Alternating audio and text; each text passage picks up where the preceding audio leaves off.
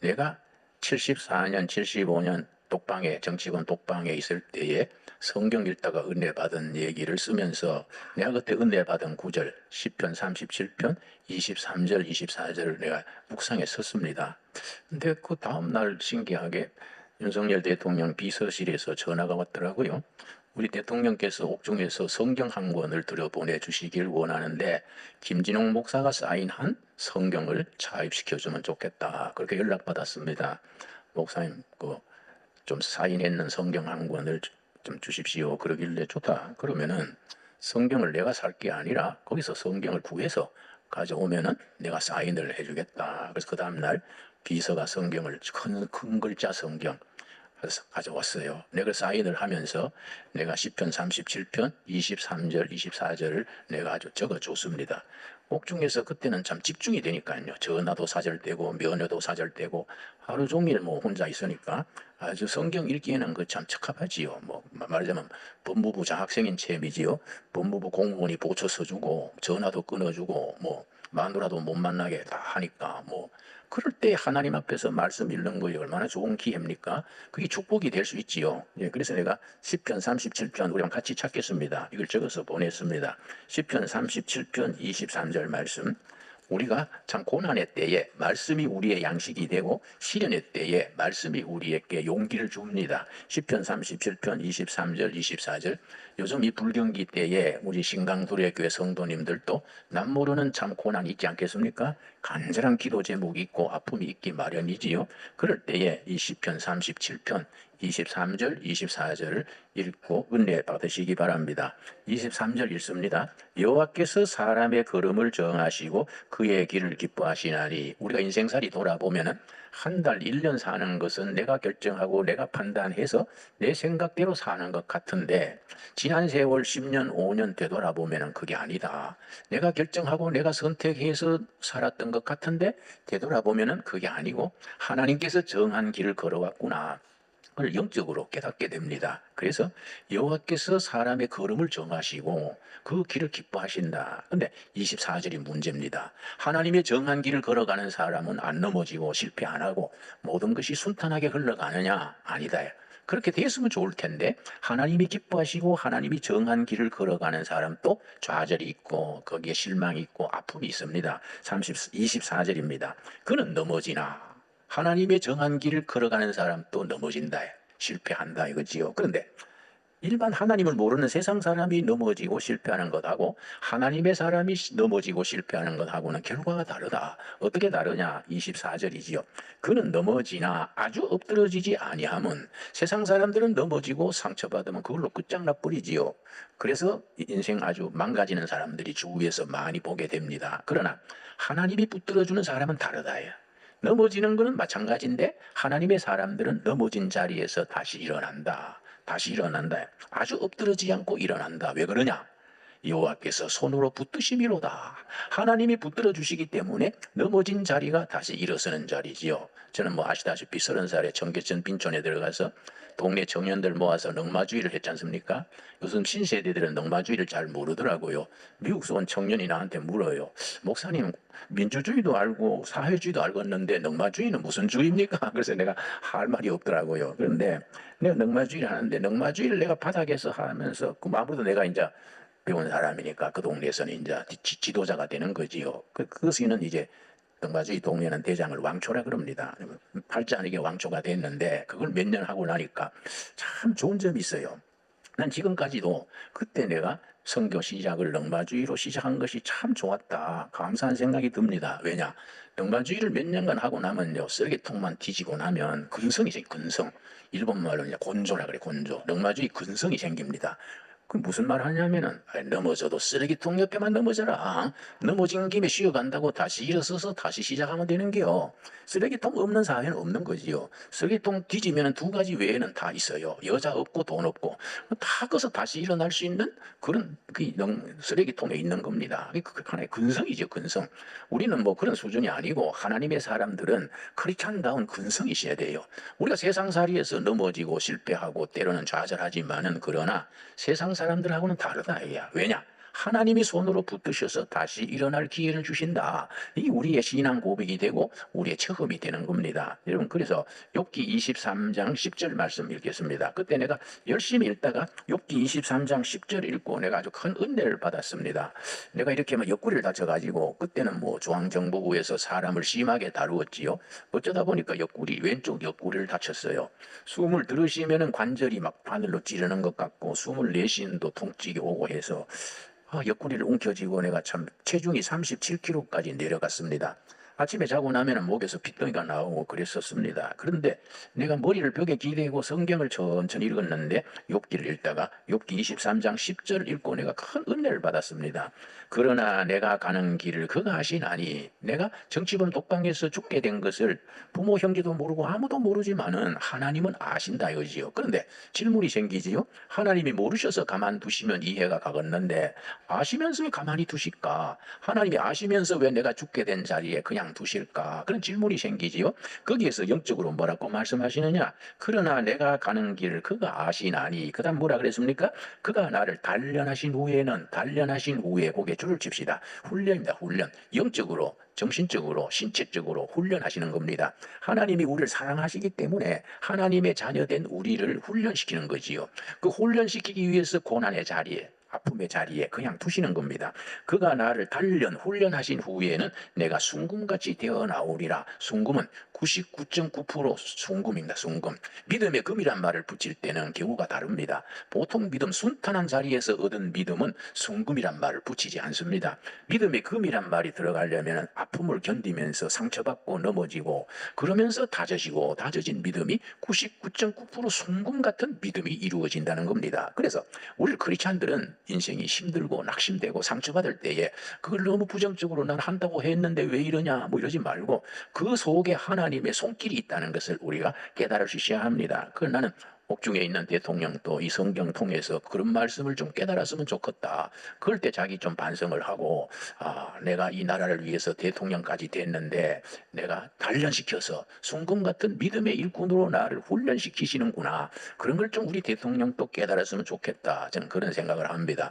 근데 사실은 윤석열 대통령도 지역 들어간 데 며칠 안 되는데 밖에 있을 때보다 일을 더 많이 하지요. 뭐 인기도 많이 오르고 여당 지지도도 몇십 프로 오르고 처음에 12월 3일 그 계엄령 낼 때 지지도가 10%가 안 됐습니다. 뭐 그런데 그 감옥에 앉아 있으니까 뭐 40%, 50% 넘어가서 내 생각에는 그 양반이 징역 좀 오래 살면 나라가 되겠네. 안 그렇습니까? 밖에 있을 때는 시원찮게 했는데 들어가 있으니까 자꾸 지지가 오르는 거예요. 그래서 막 국민 지지가 한 70% 되도록 들어앉아 있으면 좋겠다. 본인은 섭섭하겠지요. 그러나 영적인 원리를 말하는 겁니다. 그렇다고 내가 뭐 오래 있어 주십시오 기도하는 건 아니에요. 말이 그런 거지요. 그러니까 이 10절 말씀 우리에게 주시는 하나님의, 우리 모두에게 주시는 하나님의 말씀입니다. 23장 10절 우리 한번 같이 읽겠습니다. 그러나 내가 가는 길을 그가 아시나니 그가 나를 단련하신 후에는 내가 순금같이 되어 나오리라. 내 경우에는 그때 이 말씀 굉장히 은혜 받았습니다. 그래서 그 뒤에는 옆구리에 막 통증이 오면 이거 나의 죽을 병이 아니야. 하나님이 나를 목사다운 목사 되게 해달라고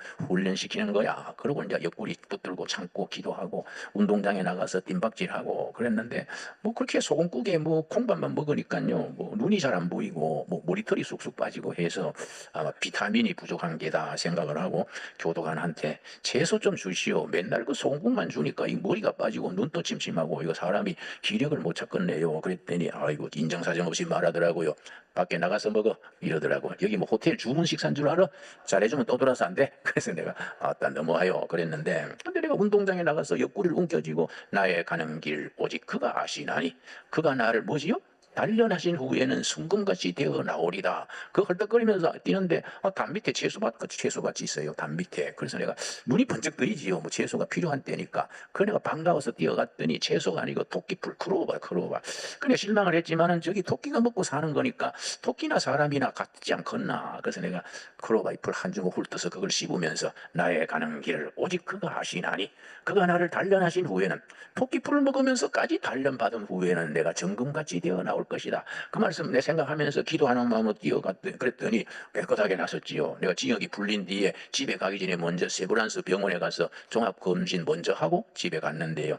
종합검진 다 해보더니 결과가 뭐냐면은 다 정상인데 심장이 보통 사람보다 특별히 강합니다. 그래서 내가 할렐루야, 아멘. 하나님이 날 강심장 주셨구만요. 그래서 내가 아주 뭔 욕을 들어도 어려움이 있어도 그때 강심장이 있어 든든해요. 누가 뭐라 그래도 씩 웃고 맙니다.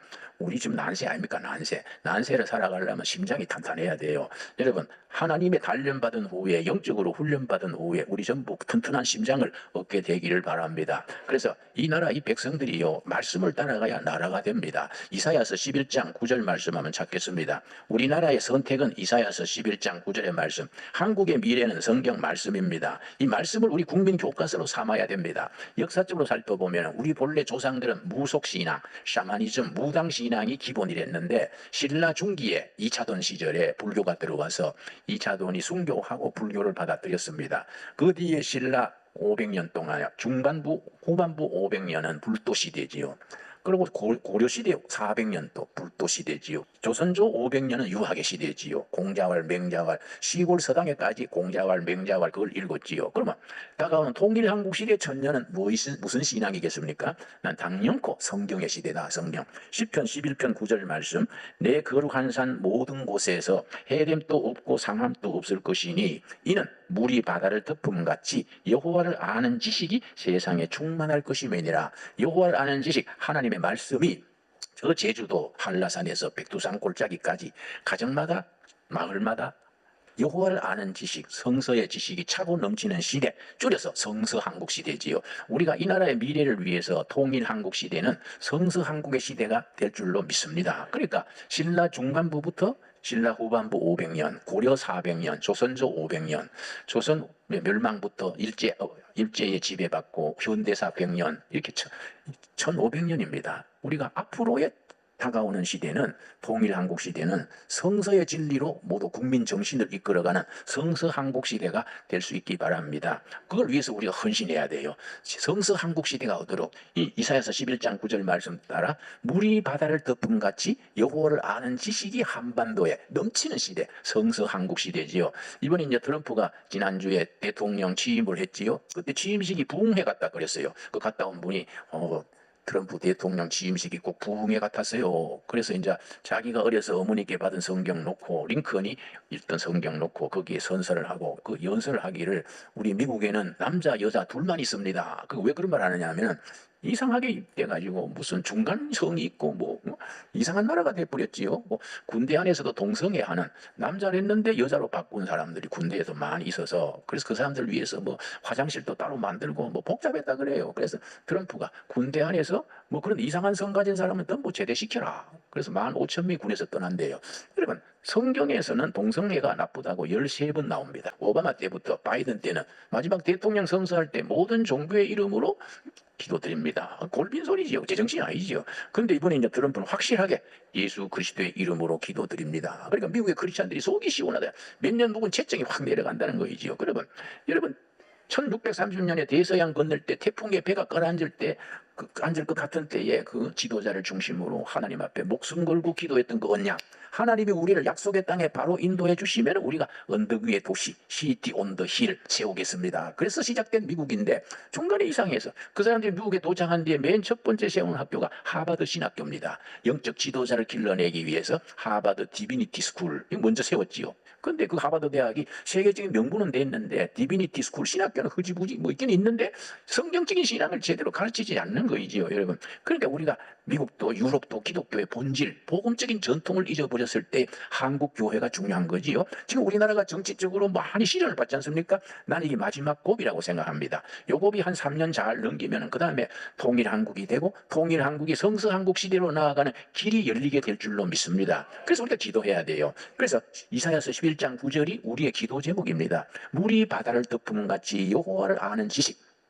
제주도 한라산에서 백두산까지 꼴짝마다 가정마다 일터마다 여호와를 아는 지식이 넘치는 시대가 되기를 바랍니다. 우리 합심 기도합시다. 기도해가지고 이 나라가 통일한국 시대에 세계 교회, 세계 기독교를 선도하는 성서한국 시대가 올 수 있도록 기도합시다. 하나님께서 우리 민족을 축복하셔서 그렇게 사용하실 줄로 믿습니다. 그래서 성서한국 시대가 오면은 그 신앙을 바탕으로 온 세계에 복음을 전하는 성교한국으로 바로 나아가게 될 줄로 믿습니다. 그래서 우리의 기도 제목이 딱 세 가지지요. 기도 제목이 분명해야 되거든요. 첫째는 성서한국, 둘째는 통일한국, 셋째는 선교한국, 땅끝까지 복음 전하라는 예수님의 말씀을 실천하는 우리들, 우리 교회, 우리 신강둘의 교회가 그런 일에 준비하고 뒷바라지하고 쓰임받는 언덕 위의 교회, 신강둘의 교회가 되어질 줄로 믿습니다. 기도하겠습니다. 하나님 감사합니다. 저희로 하여금 물이 바다를 덮음같이 여호와를 아는 지식이 땅에 차고 넘치는 시대, 성서한국 시대를 바라보며 꿈꾸며 기도하게 하셔서 감사합니다. 이제 남북 통일이 이제 다가오고 있습니다. 통일한국이 성서 위에 세워지게 하여 주시옵시고 80년 공산주의 지하에서 신임하던 동포들이 예수님의 말씀, 살아있는 말씀의 앞에서 정말 해방의 역사를 맞을 수 있게 하여 주시옵시며 통일한국 시대가 성서 위에 세워져서 온 세계 5대양 6대주에 복음을 전할 수 있는 선교한국 시대를 이루어가게 하여 주시옵소서.